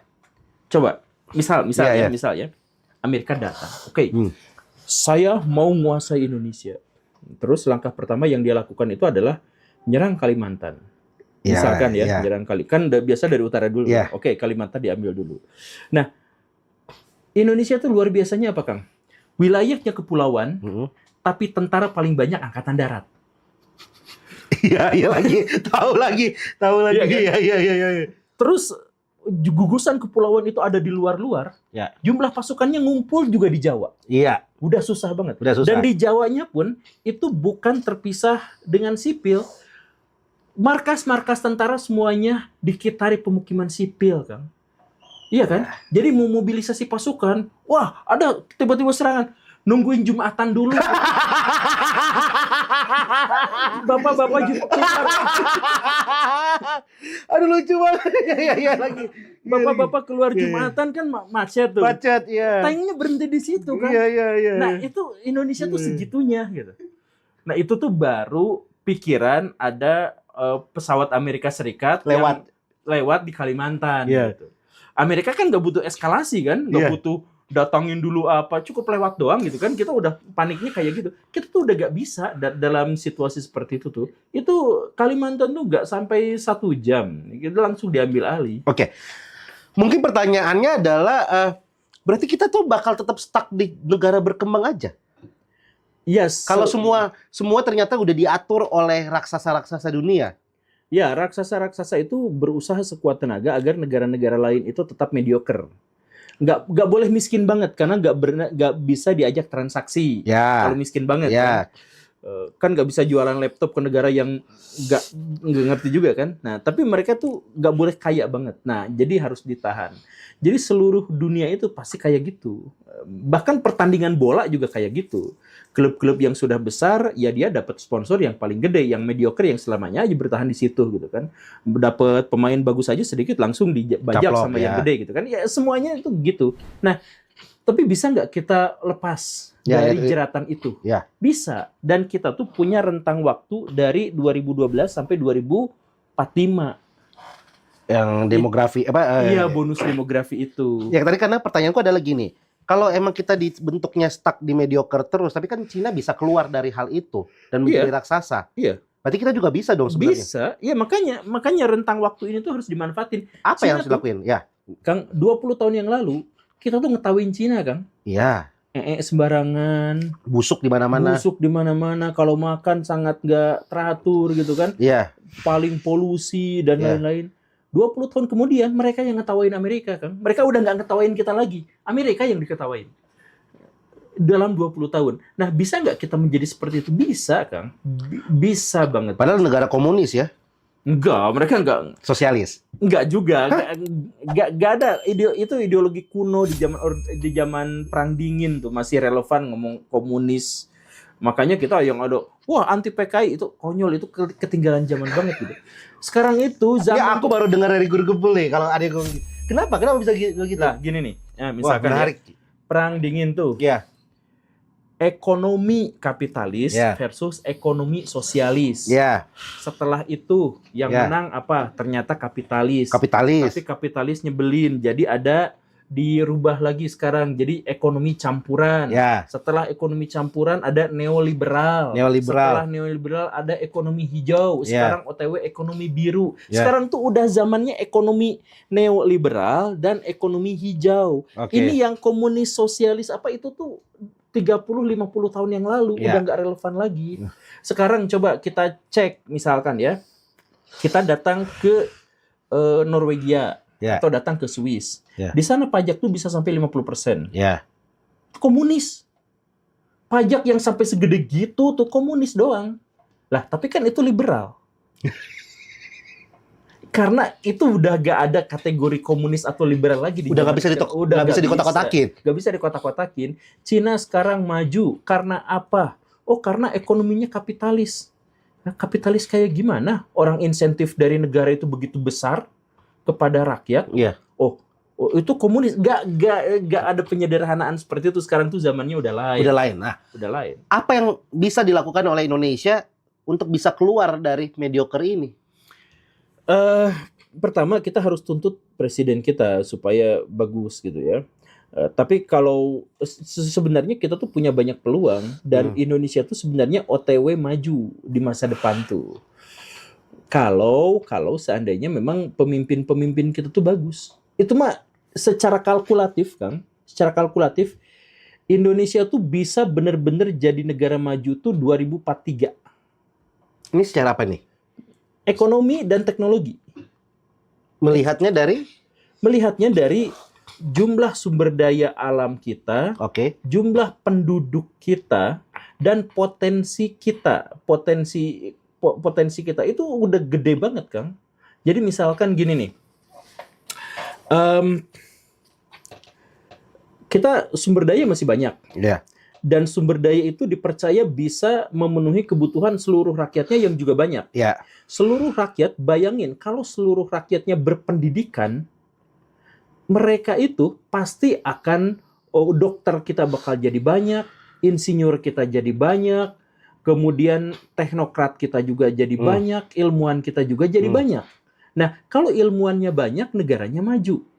Kalau dokternya banyak, negara kita jadi maju. Jadi hitung-hitungan di atas kertas, bayangin 280 juta makhluk berpikir yang namanya Indonesia. Anggaplah ya.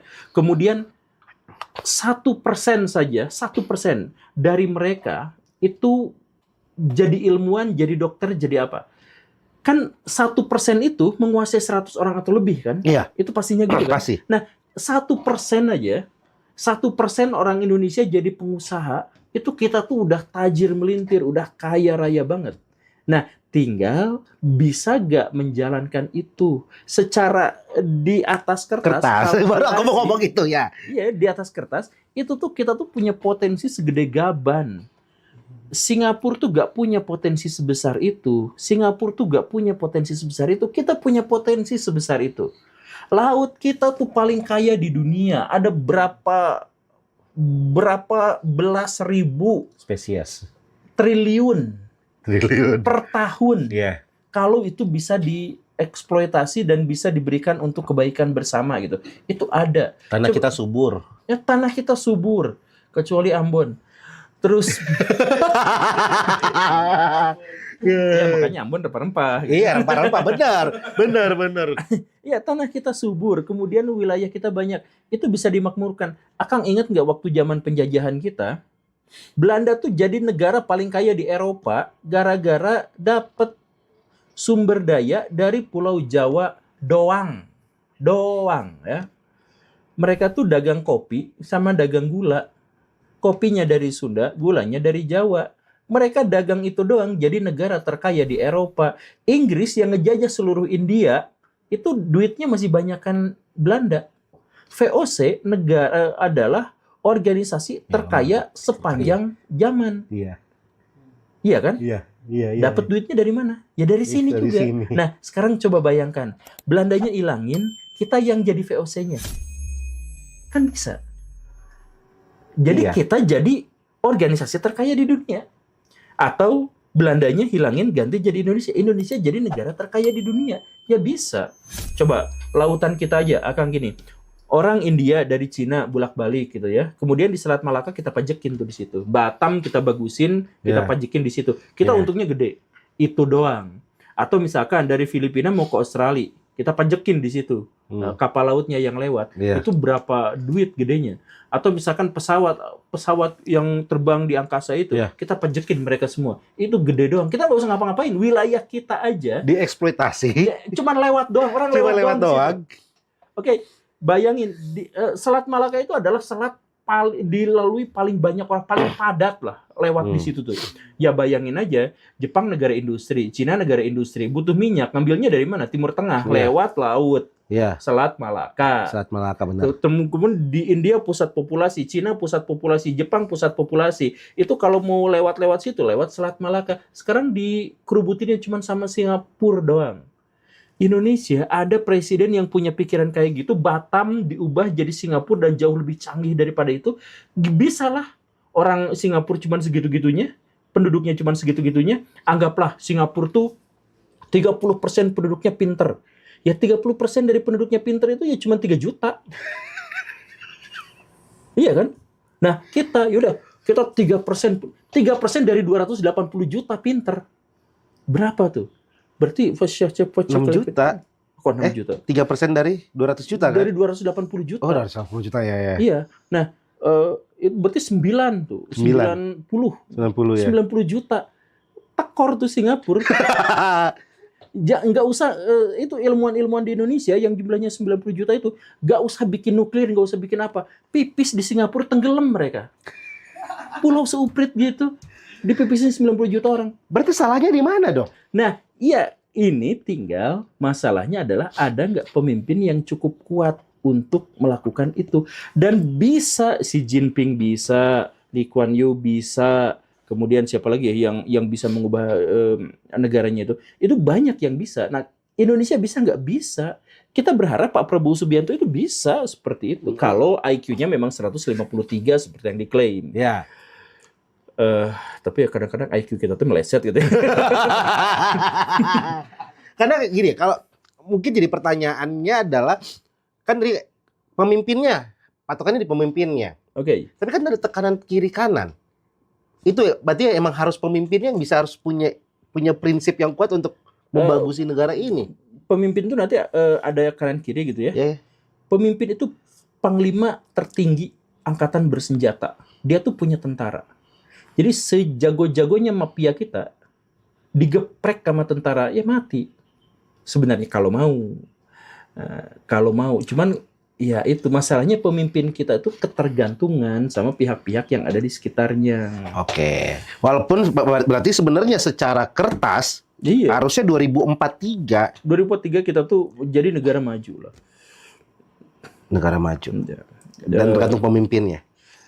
Bukan tergantung pada pemimpinnya, tergantung pada banyak sekali variabel gitu. Termasuk rakyatnya juga nggak harus berubah? Ya iya, termasuk rakyatnya juga harus diubah jadi lebih baik gitu. Nah, gimana cara mengubah rakyat menjadi lebih baik lah? Jadi guru gembul. Jadi guru Ngajar segala macam. ngajak ke orang untuk ini.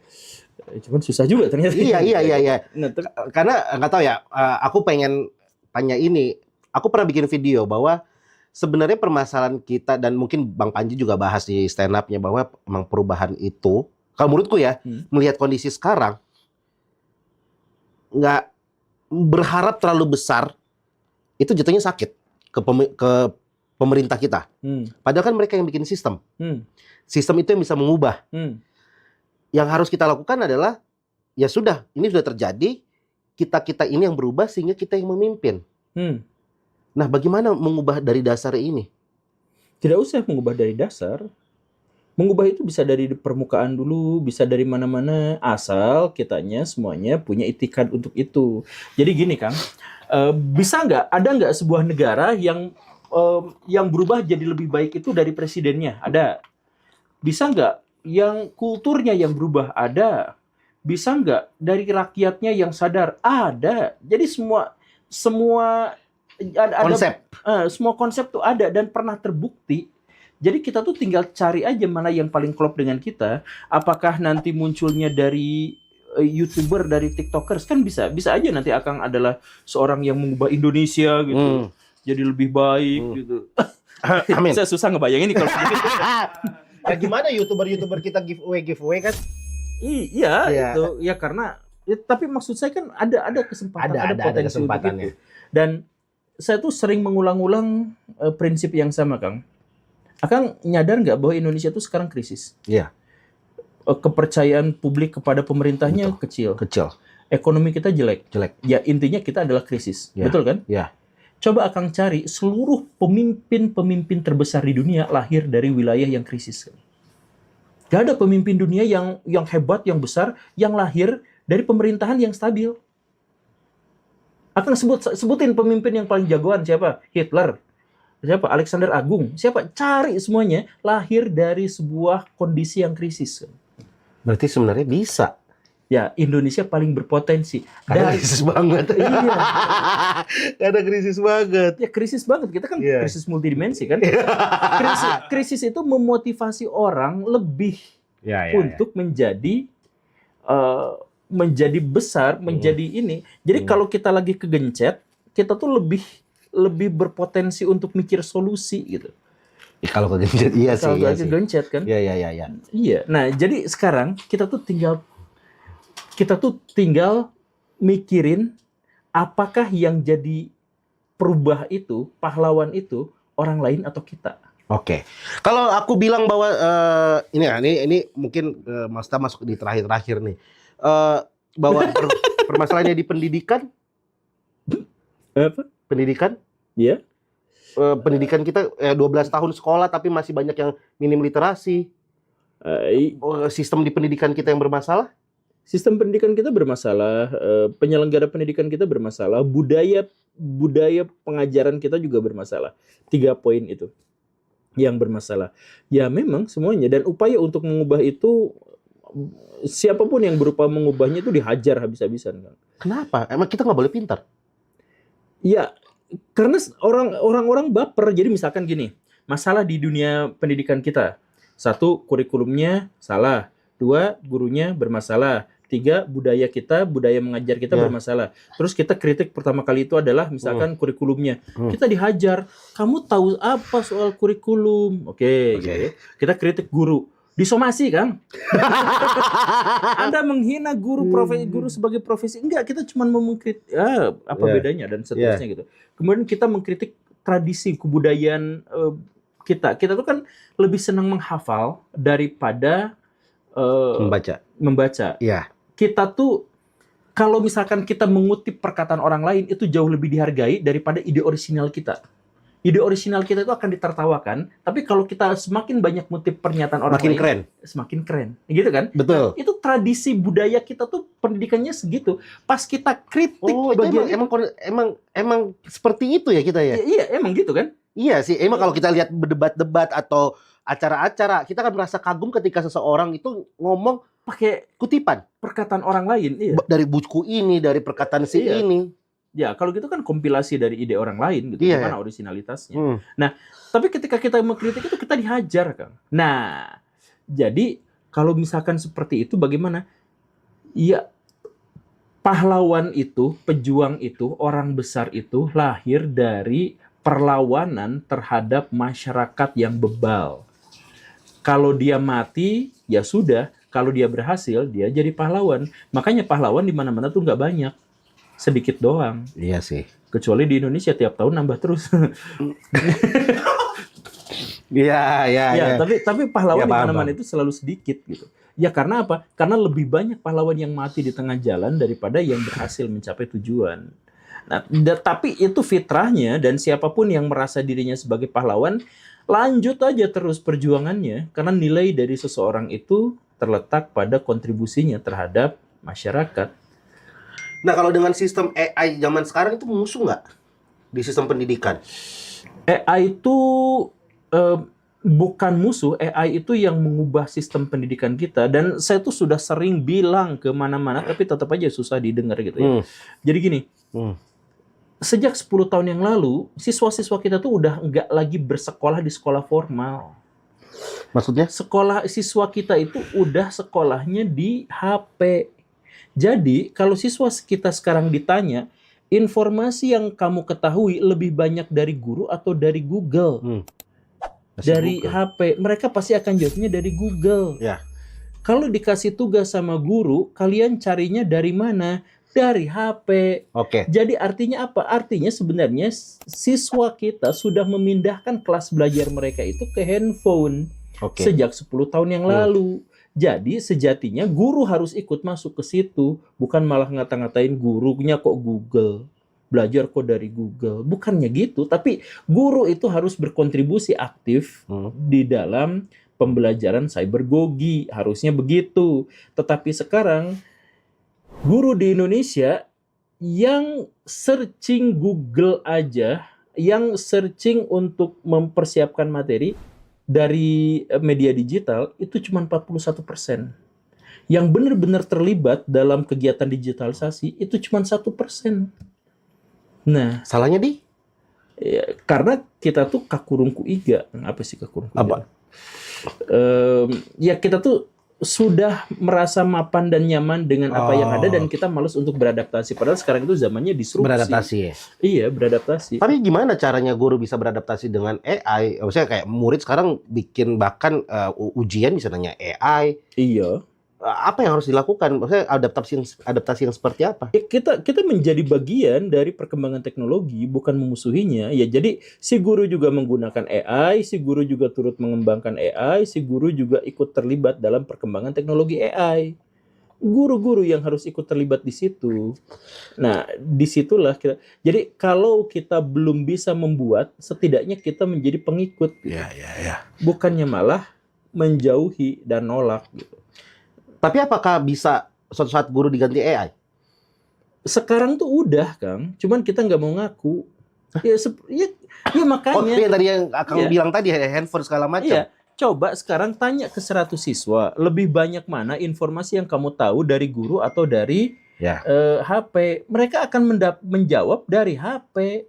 Artinya apa? Guru tuh udah tergantikan, cuman kita nggak mau ngaku. Wah, miris ya. Nah, jadi guru sekarang posisinya di mana? Makanya sejak zaman dulu saya tuh ngomong ke Pak Helmi Yahya dan di podcastnya itu saya jelasin juga bahwa sekarang tuh kita tuh bukan lagi nyari informasi. Karena informasi itu udah banjir, udah meluap, kita nggak nyari aja dikasih. Iya lagi. Iya kan? Bener. Kita buka HP nggak niat nyari Presiden Donald Trump. Enggak, tiba-tiba tuh di situ ada Donald Trump. Iya. Jadi kita tuh informasi kita tuh sekarang nggak usah dicari. Kita tuh sekarang memverifikasi dan menyikapi serta menganalisis informasi.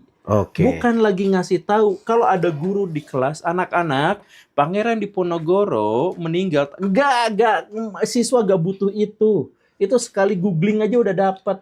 Berarti sistem pengajarannya seperti apa? Coba secara teknis seperti apa? Teknis, misalkan. Kan tadi kan kalau bilang udah bukan lagi zamannya Pangeran Diponegoro meninggal tahun berapa? Karena udah gampang cari. Jadi gini Batagor yang saya dulu. Batagor. Saya sukanya somai.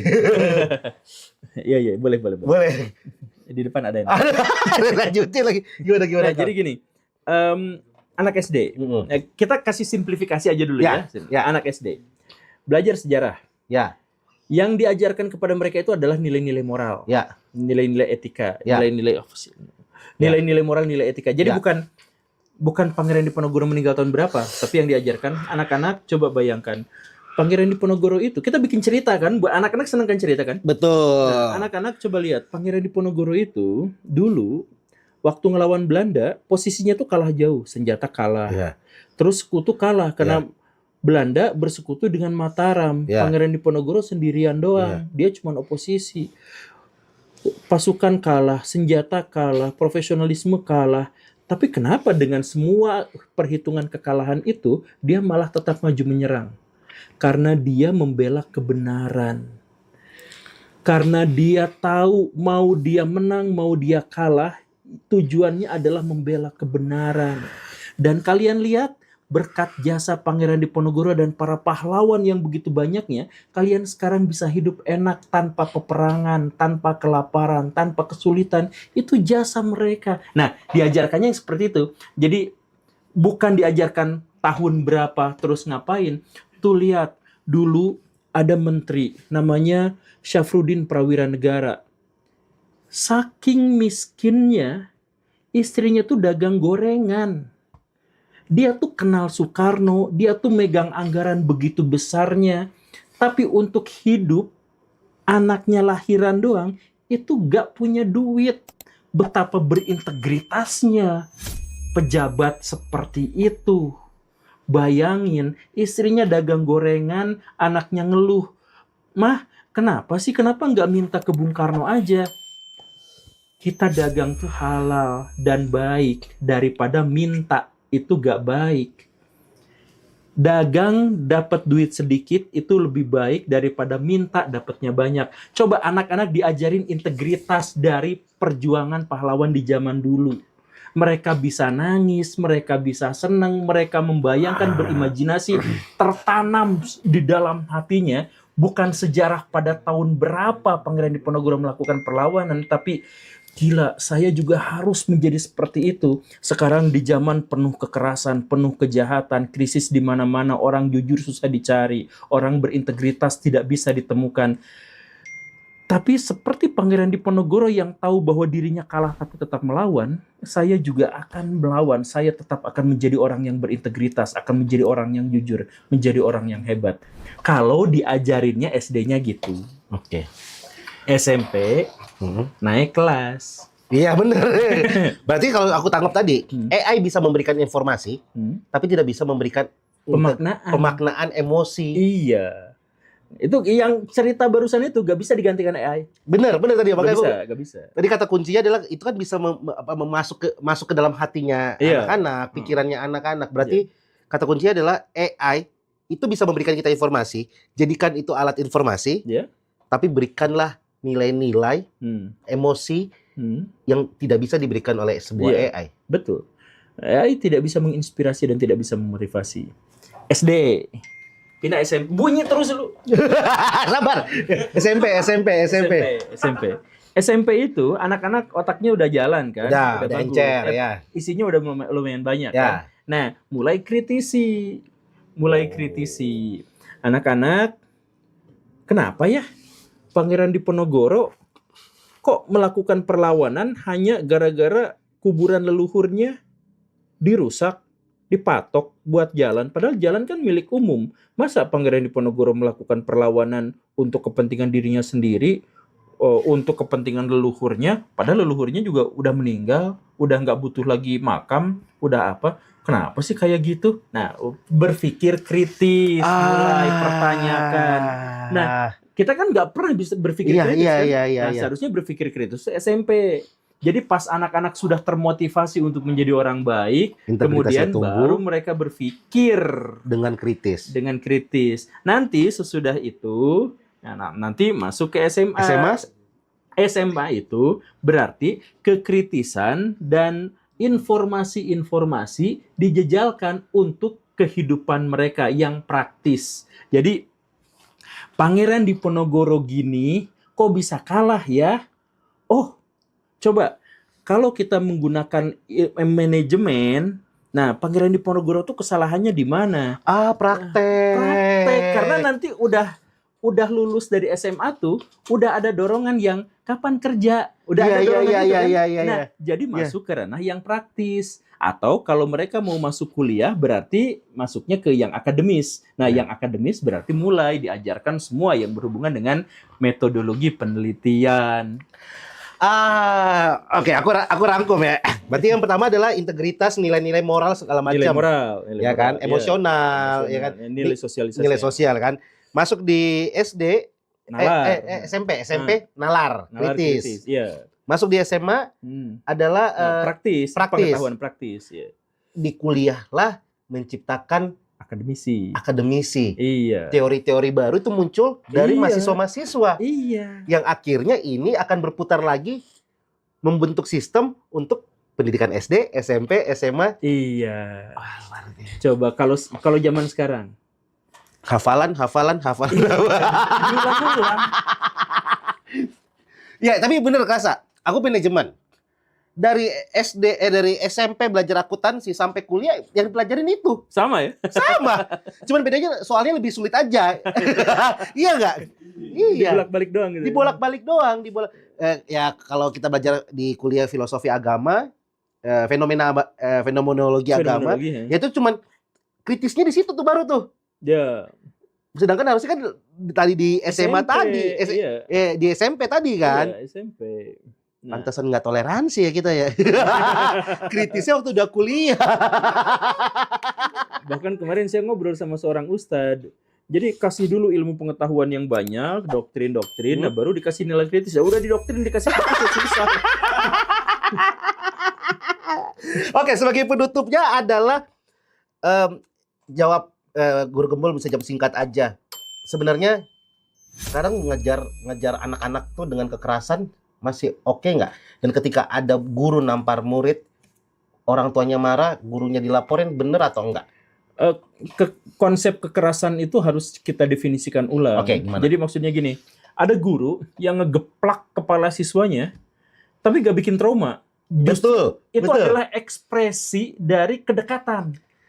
Siapa goblok, tapi ketawa gitu kan? Ya. Ada yang kayak gitu. Ada guru yang tidak pernah melakukan kekerasan fisik, tapi ngomongnya itu gini, bapak kamu tuh miskin, makanya kamu kayak gitu. Ada kan yang kayak gitu kan? Ada nah, juga.